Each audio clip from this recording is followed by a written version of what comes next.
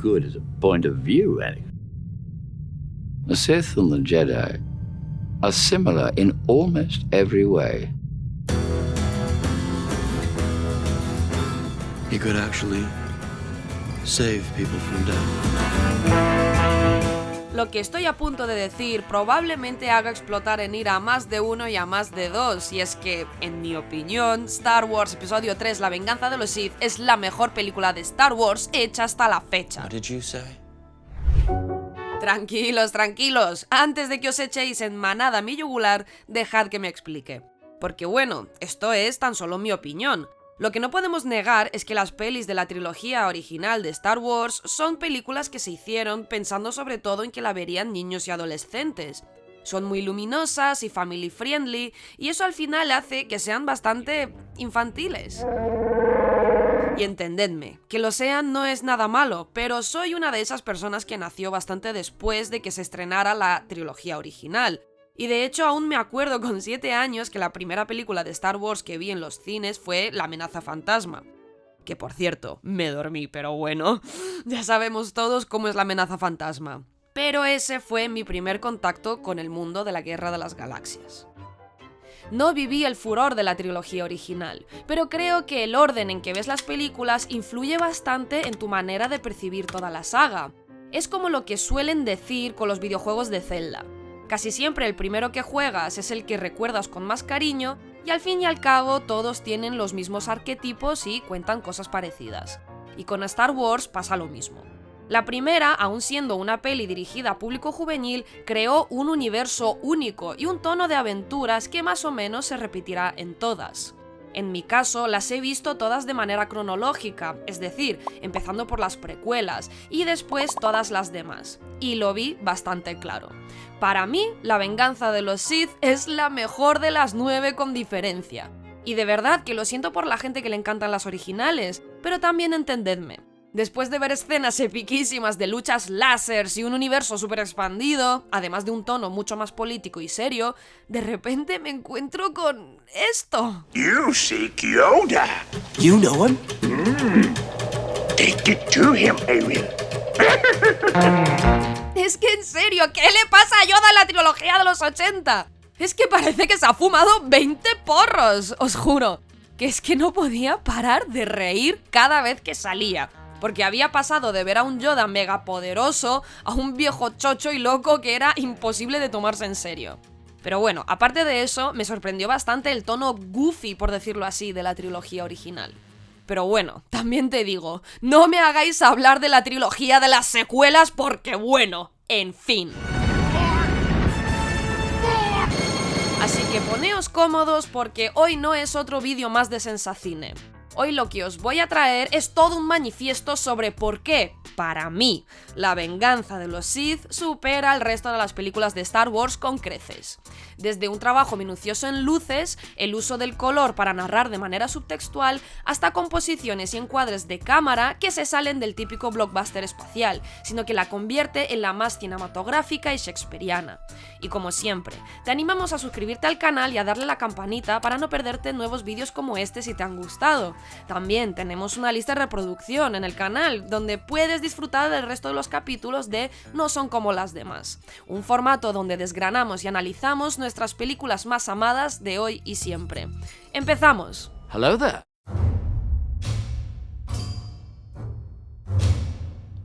Si algo caracteriza a George Lucas es que es alguien que no tiene miedo a arriesgarse. En su día, cuando se estrenó la primera película de Star Wars, estaba rodeado de gente que le decía que era un loco y que a nadie le iba a gustar esa película tan rara de robots y espadas láseres en el espacio. Y se equivocaron. Se arriesgó a llevarla a cabo y se convirtió en una sensación cultural. Y de la misma manera, 16 años más tarde, se arriesgó a crear una nueva trilogía de Star Wars con otro tono completamente diferente a la trilogía original. ¿Pero por qué decidió volver al mundo de Star Wars tantos años después? Después del último estreno de Star Wars Episodio 6, El Retorno del Jedi en 1983, la propia productora que fundó George Lucas en 1971, Lucasfilms, estaba buscando la manera de revitalizar un poco la franquicia y expandir el universo de Star Wars. Por eso decidieron encargar a varios autores que escribieran versiones noveladas que continuaran la historia después de El Retorno del Jedi. El primer autor elegido para esta tarea fue Timothy Zahn, que se encargó de escribir una trilogía de novelas de spin-offs entre 1991 y 1993. Heredero del Imperio, El Resurgir de la Fuerza Oscura y La Última Orden. Las novelas tuvieron un éxito brutal, por lo que pudieron ver que el mundo de Star Wars todavía generaba muchísimo interés entre el público. Así que pensaron que era buen momento para volver al cine con una nueva trilogía. Si hay algo que también caracteriza a George Lucas es que a pesar de ser conocido por ser director, realmente se le podría identificar como un emprendedor. Siempre ha estado pendiente de la salida de nuevas tecnologías para hacer cine, y desde su propia productora siempre ha intentado impulsar al máximo nuevas técnicas de animación en 3D, efectos especiales y la digitalización del cine. Por lo que a la hora de enfocar estas nuevas películas tenía muchas ganas de poder explotar todo lo que podía ofrecer la tecnología, para poder contar partes de Star Wars que antes no podía por limitaciones técnicas. Y bueno, efectivamente arriesgó, y gracias a eso tenemos cosas como Jar Jar Binks. Pero bueno, al final eso también forma parte de arriesgar. A veces te sale bien y a veces te sale mal. Pero gracias a estos efectos especiales pudimos ver cosas que jamás habíamos visto antes en pantalla. Antes de que empezara la producción de El Ataque de los Clones, ya se puso a escribir el guión de la tercera entrega. Pero si hay algo que caracteriza también a George Lucas es que, bueno, 1. No escribe demasiado bien y 2. No se ciñe al 100% a las cosas que escribe, sino que tiende a explorar y a probar diferentes cosas ya en el set de rodaje. Cuando rodaba escenas dramáticas clave, solía usar 2 o más cámaras rodando a la vez, para tener distintos ángulos de la misma interpretación. Así podía tener varias tomas y a la vez tener más opciones en la sala de montaje.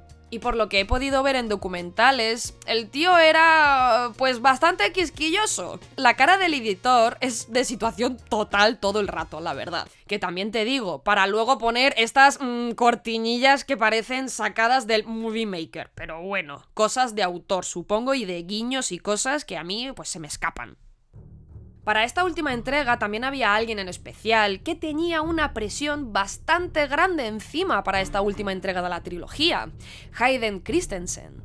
Su interpretación en la segunda película fue bastante criticada y obviamente es algo que le afectaba bastante.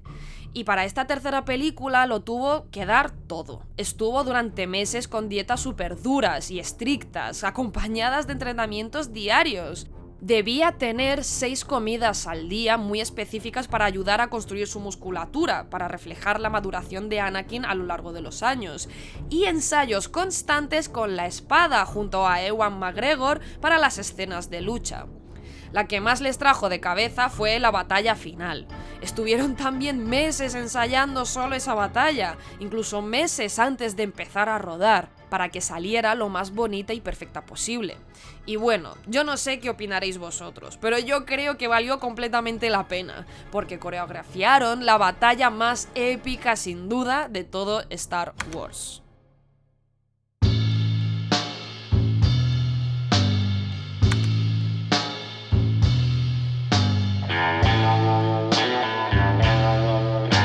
Hay varias cosas que he visto en La Venganza de los Sith que me ha costado ver en el resto de las películas de Star Wars.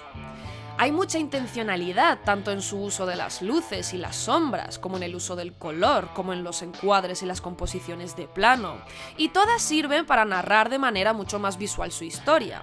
Los 2 grandes protagonistas de esta película son Anakin y Obi-Wan Kenobi, y la manera en que se ilumina cada uno es bastante distinta, porque cada uno representa ideas diferentes. Anakin tiende a estar casi siempre en la parte oscura del plano, o poco iluminado, y Obi-Wan está donde están las fuentes de luz. Aquí, por ejemplo, podemos ver cómo Anakin está en la oscuridad y Obi-Wan tiene dos luces detrás. O aquí, por ejemplo, también donde Anakin se queda en la sombra y Obi-Wan en la luz.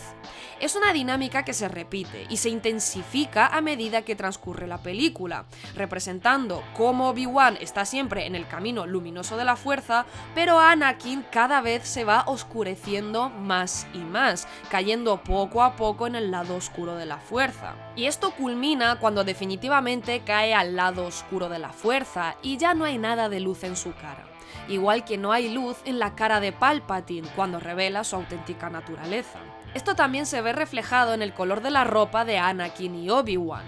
Anakin en la película anterior todavía tenía algo de blanco en la ropa, como en la parte interior, pero aquí su vestimenta es completamente negra y la de Obi-Wan blanca.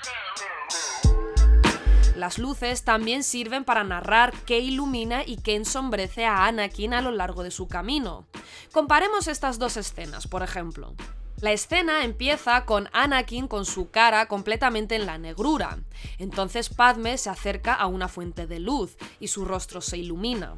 Le pregunta qué le pasa y él, al girarse, vemos cómo su cara se ilumina por el mismo lado que desde Padme. La presencia de Padme le ilumina y le saca en parte de su solitaria oscuridad.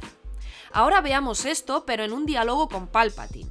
Cuando se sienta y le cuenta la antigua leyenda Sith, Anakin al girarse hacia Palpatine, ese lado de su cara se ensombrece, por no decir que casi se sume en la oscuridad, representando que este personaje le está tentando y comiendo la oreja para acercarle al lado oscuro. Otro plano que me parece que tiene un uso de luces súper sugerente es este plano de aquí.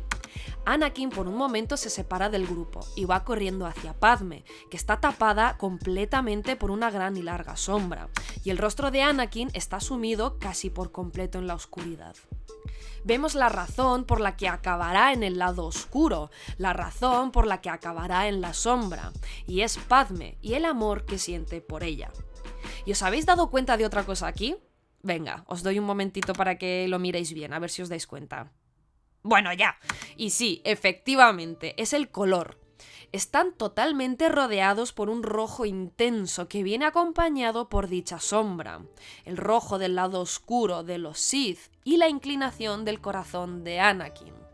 Es un rojo que va a ir apareciendo poco a poco en las escenas clave en las que ocurre o hay algo que acabará por hacer caer a Anakin en el lado oscuro. Como aquí, donde Anakin se hace con la espada de Dooku y la asesina con ella, como la semilla que empieza a germinar, y apareciendo ese color todas las veces que esté cerca de Palpatine y sus charlas. Todo esto viene acompañado de composiciones de plano que también narran de manera subtextual la historia.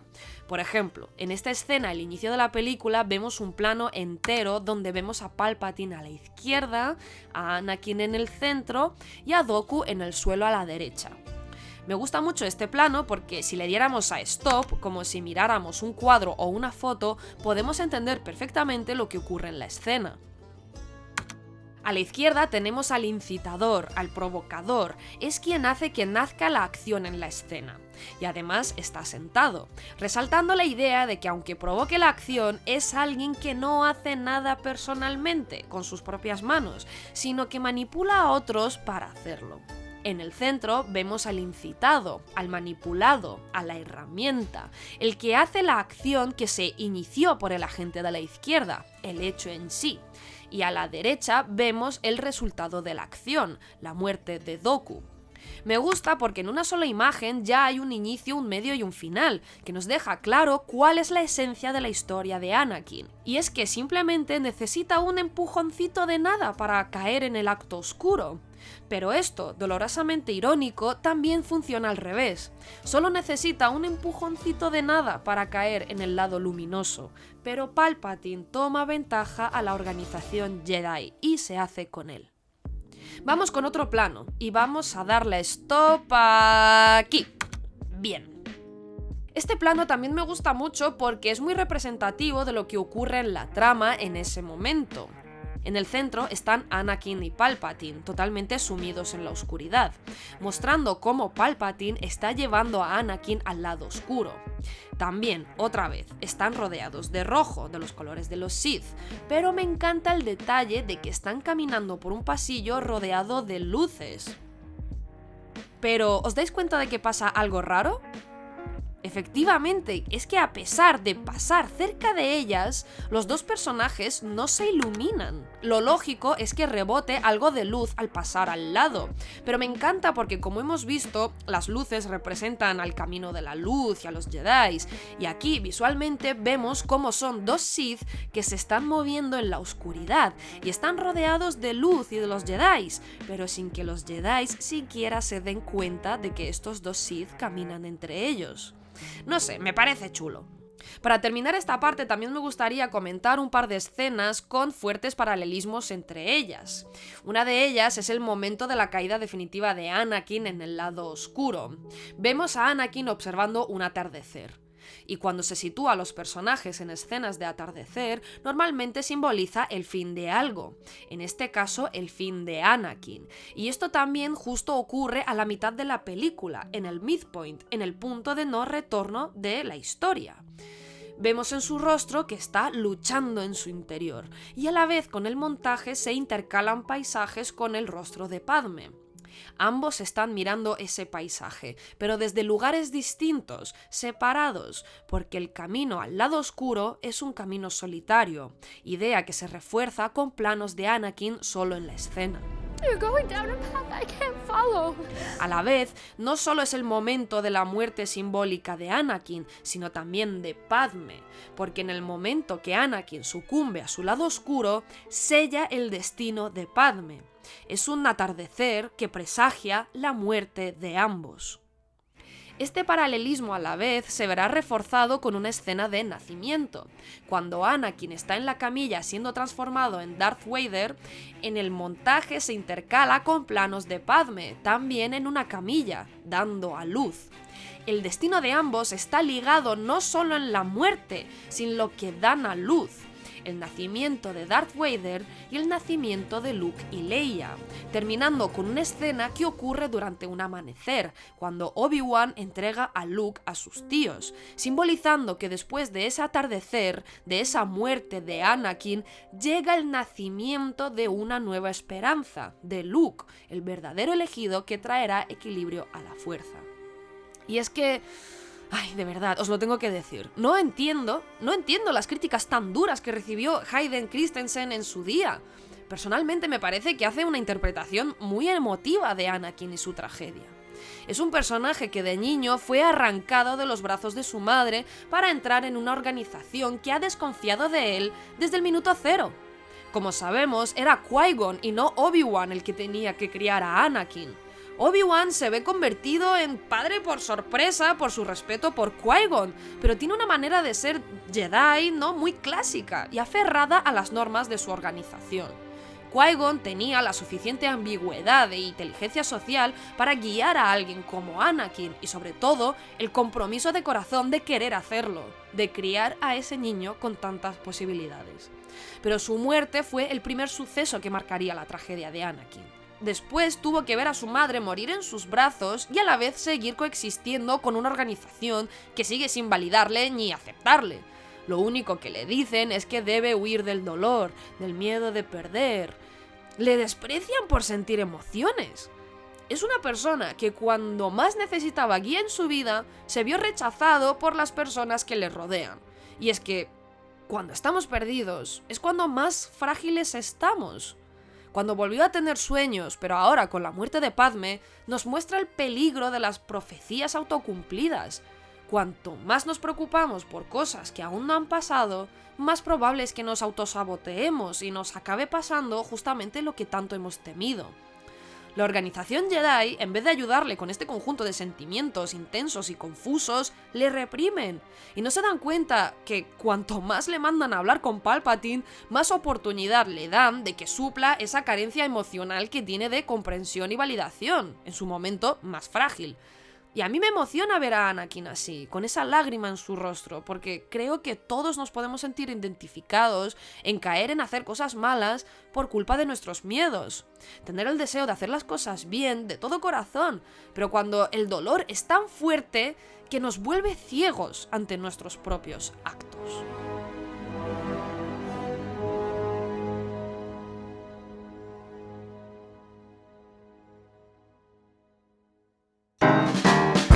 Y en fin, a mí me encantaría seguir profundizando en analizar el personaje de Anakin, pero bueno, me temo que hasta aquí ha llegado el vídeo. En fin, ¿vosotros qué opináis? Yo creo que he dejado bastante claro mi posición al respecto, pero también estoy deseando leer vuestros comentarios sobre el tema, porque, bueno, otra cosa no, pero está claro que Star Wars da para hablar muchísimo rato y hay multitud de opiniones sobre el tema. Y como siempre, muchas gracias por ver este vídeo y dejad un like si también piensas que es la mejor peli de Star Wars, y si no, pues aunque sea un like de compasión por la paja mental que me he montado. En fin, ¡chao!